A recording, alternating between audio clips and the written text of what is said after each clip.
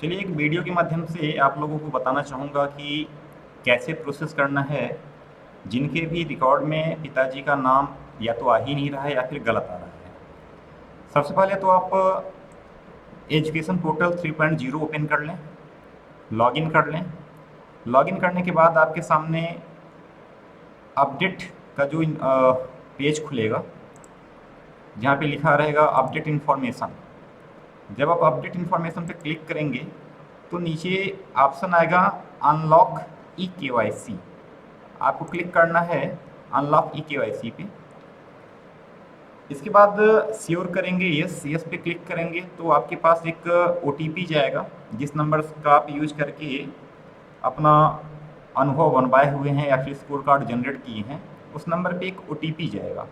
OTP को जैसे ही दर्ज करेंगे तो आपके सामने आ जाएगा समग्र आईडी के लिए। आप समग्र आईडी डालेंगे। जब समग्र आईडी डालेंगे तो अपने पास एक आईडी आई हुई है, मैं एक साथी का मैं कर रहा हूँ। आईडी डाल के बताता हूँ आगे का। आईडी डालने के बाद नीचे विकल्प मिलेगा सर्च का। जैसे ही सर्च करेंगे तो अब चूँकि समस्या ये है कि एक जिनका भी मुझे मिला है इनका जो केवाईसी है वो कंप्लीट नहीं हुआ है। अभी तक जो एरर आ रहा है e KYC is not completed on समग्र पोर्टल। देखिए जब ये एरर आएगा तो आप करना क्या है कि आप समग्र के साइट पे जाइए या फिर नज़दीकी समग्र सेंटर पे, यानी कि आप नगर परिषद, नगर पालिका, जनपद कहीं से भी संपर्क करके पहले तो आप अपनी जो केवाईसी है समग्र को आधार से लिंक करवाइए। जब लिंक हो जाएगा तभी आपकी प्रोफाइल खुलेगी। चलिए अब इनकी प्रोफाइल को अगर मैं आगे देखता हूँ तो इनका जो इशू क्या था, इन्होंने हमको बताया कि इनके पिताजी का जो नाम है वो गलत है।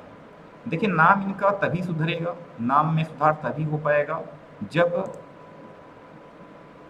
आधार इनका लिंक होगा समग्र पोर्टल पर, ई केवाईसी हुआ होगा तब।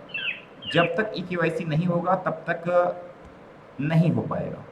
तो सबसे पहले अगर किसी के पिताजी का नाम गलत है या फिर पिताजी का नाम नहीं आ रहा है तो वो लोग पहले तो समग्र को अपडेट करवा लें, ई केवाईसी के माध्यम से आधार से लिंक करवा लें, तभी आगे की प्रक्रिया होगी। इसी के साथ ही कुछ लोगों का, कुछ साथियों का कमेंट था अनुभव जारी नहीं किया गया है, जबकि मैं काफ़ी साल से पढ़ा रहा हूँ।